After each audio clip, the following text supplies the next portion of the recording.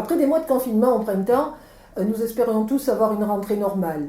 Mais il se trouve que rien ne se passe comme nous l'avions prévu, comme nous l'avions souhaité avec les professeurs et les personnels de l'établissement pour anticiper les projets de cette année. Habituellement, la période de l'Avent est une période faste dans notre établissement. Vous l'avez constaté, il sera impossible cette année de prévoir des célébrations de l'Avent, il sera impossible de prévoir notre marché de Noël solidaire.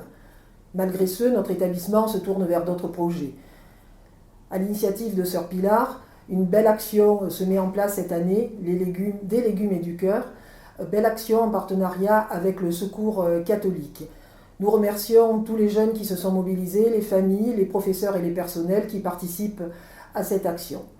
Nous avons souhaité vous adresser ce message de Noël par cette courte vidéo qui vous permettra de partager tout ce que nous vivons à Pastré-Grande-Bastide pour ce mois de décembre 2020. Personnellement, je vous adresse un joyeux Noël. Je vous souhaite de très bonnes vacances, que cette nouvelle année qui s'annonce vous apporte confiance et sérénité sous la protection de Marie-Dominique Mazzarello et Don Bosco. Prenez soin de vous et des vôtres, respectez les gestes barrières, respectez les mesures sanitaires, même pendant ces vacances, en espérant vous retrouver tous présents à la rentrée de janvier. Je vous souhaite un joyeux Noël.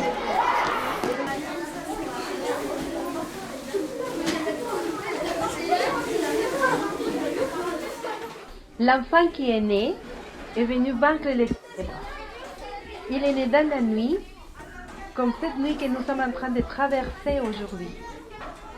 Ses parents étaient en situation de migrants, comme il y en a tellement dans notre monde aujourd'hui. Et puis, il s'est annoncé aux personnes simples, les bergers. Aujourd'hui aussi, nous avons besoin d'un cœur simple pour le reconnaître. Je souhaite que chaque membre de la communauté éducative de Pastré-Grande-Bastide puisse écouter que le Seigneur frappe à sa porte et lui ouvrir le cœur. Je vous souhaite un joyeux Noël. Un Noël pas comme les autres.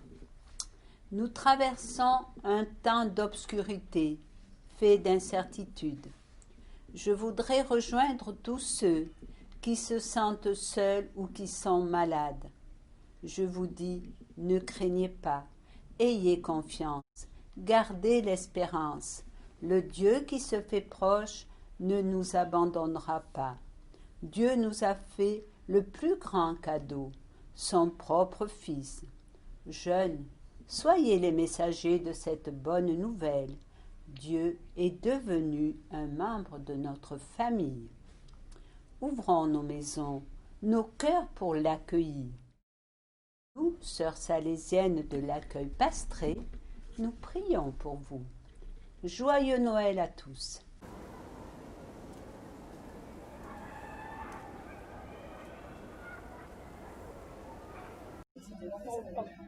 Géraldine, dans la période actuelle un peu difficile, penses-tu que ça valait la peine de fêter Noël cette année ? Aujourd'hui, plus que jamais, nous avons besoin d'espérance, de promesses de jours meilleurs.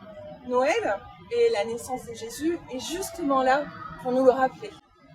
Alors, joyeux Noël! Joyeux Noël à tous! Évangile de Jésus-Christ selon saint Luc, et vous faites un signe de croix sur le front, si vous voulez, un sur la bouche et un sur le cœur. Pourquoi on fait ça? Parce que sur le front, pour nous demander à Dieu de nous aider à comprendre ce texte, parce qu'il faut le comprendre avec notre intelligence. Après, de le proclamer, que nous puissions dire à nos frères et sœurs ce que nous avons entendu, parce que la parole de Dieu a la vocation à se répandre. Et puis le plus important, sur notre cœur, pour que cette parole puisse nous faire grandir en amour pour Dieu et pour nos frères et sœurs. Voyez ? Le Seigneur soit avec vous. Évangile de Jésus-Christ selon saint Luc. Gloire à toi, Seigneur. Lorsque les anges eurent quitté les bergers pour le ciel, ceux-ci se disaient entre eux: allons jusqu'à Bethléem pour voir ce qui est arrivé, l'événement que le Seigneur nous a fait connaître. Ils se hâtèrent d'y aller, et ils découvrirent Marie et Joseph avec le nouveau-né couché dans la mangeoire. Après avoir vu, ils racontèrent ce qui leur avait été annoncé au sujet de cet enfant. Et tous ceux qui entendirent s'étonnaient de ce que leur racontaient les bergers. Marie, cependant, retenait tous ces événements et les méditait dans son cœur.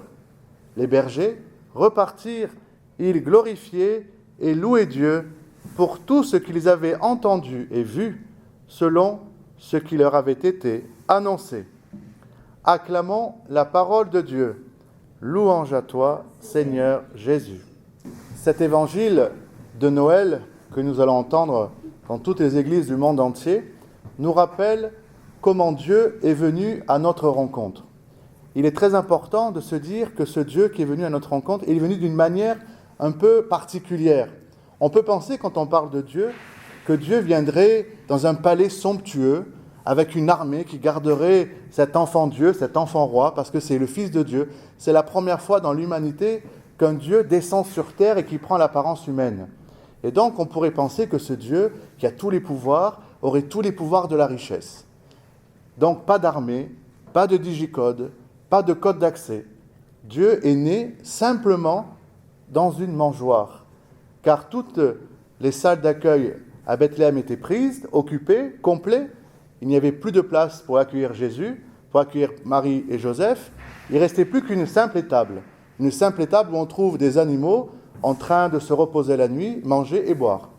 Et Jésus va naître, le Fils de Dieu va naître, dans une mangeoire. La mangeoire, c'est un endroit symbolique, puisque c'est là que les animaux viennent se restaurer. Et si vous réfléchissez plus tard à la vie de Jésus, il va dire « Je suis le pain de vie ». On voit bien qu'ici, Jésus va se servir de cette nourriture, du pain de vie, parce que Bethléem, il est né à Bethléem. Vous vous rappelez où c'est Bethléem? En quel endroit Bethléem? Israël.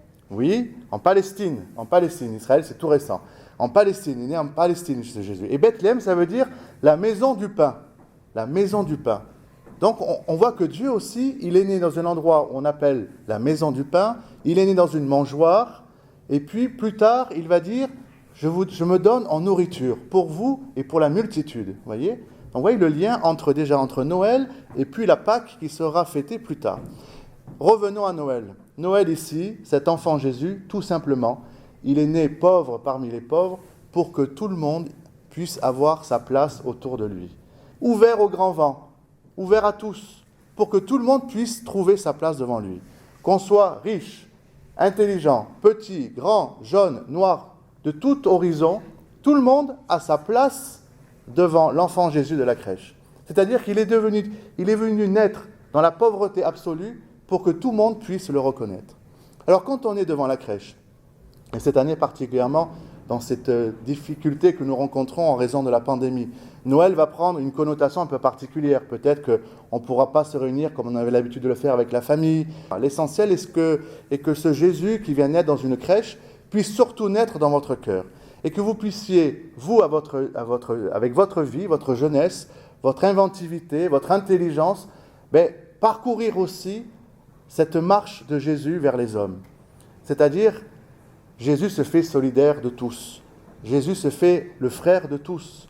Jésus se fait l'ami de tous. Et parfois, le tous, cette année, va peut-être être en difficulté. Célébrer Noël, il faut de la famille, il faut avoir une belle table. Parfois, ce n'est pas toujours donné. Et je remercie cette école d'avoir pris l'initiative de récolter depuis quelques semaines des légumes pour donner de la soupe fraîche à nos SDF de la rue. Vous voyez, vous avez déjà trouvé une initiative solidaire qui permettra à beaucoup de pouvoir bénéficier de votre partage. Eh bien, soyez inventifs. Noël, c'est ça. C'est se rappeler que l'enfant Dieu vient naître, pas simplement en Palestine et à Bethléem, mais il vient naître dans mon cœur et il me demande, à moi, qu'est-ce que je vais pouvoir faire, encore une fois cette année, pour vivre de cet amour que Dieu me donne et pouvoir le transmettre aux autres. Noël, c'est bien cela, c'est savoir transmettre cette solidarité, cette fraternité. Alors, chers jeunes, chers amis, je vous souhaite un joyeux Noël. Dans le texte, de qui on parle, que je vous ai lu tout à l'heure en premier? De Jésus et... Oui. De Marie, oui, et de Joseph et... Des habitants. Des habitants, et quels habitants? Qui c'est qui a vu Jésus pour la première fois? Qui c'est qui a pu dire? Des bergers. Des bergers. Et ça, c'est très important. C'est ce rôle des bergers.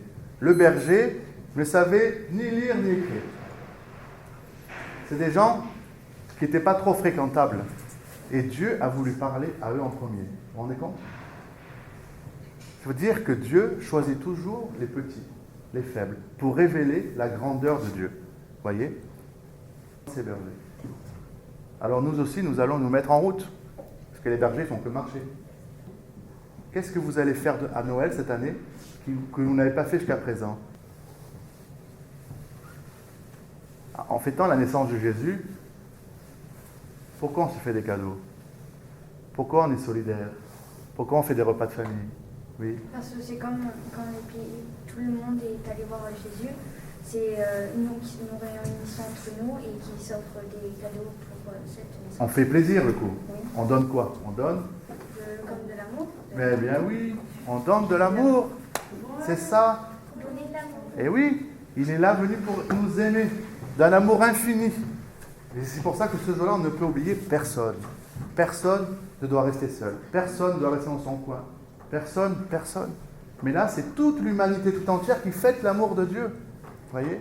Et quand on est aimé de quelqu'un, on veut faire plaisir. Et donc on s'offre. On est fraternel, on est solidaire, on se fait des cadeaux, on se fait des bons repas. On aide maman et papa à préparer la table d'ailleurs. Hein? Vous voulez dire, on va prier pour toutes ces personnes pour qui Noël cette année sera difficile. Il ne faut pas l'oublier. Les prisonniers, les malades, les SDF. Notre Père, qui es aux cieux, que ton nom soit sanctifié, que ton règne vienne, que ta volonté soit faite sur la terre comme au ciel. Donnez-nous aujourd'hui notre pain de ce jour. Pardonnez-nous nos offenses, comme nous pardonnons aussi à ceux qui nous ont offensés.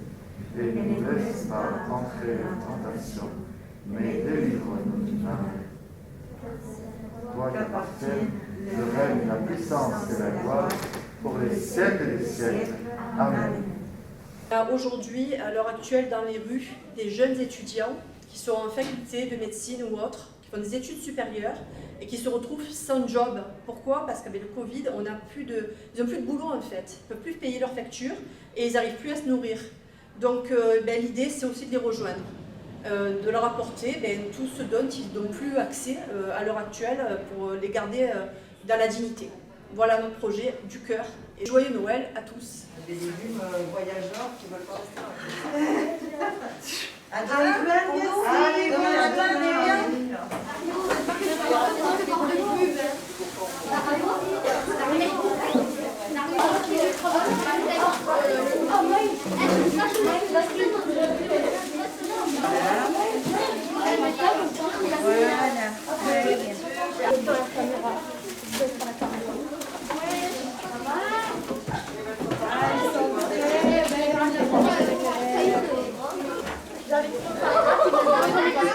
Super.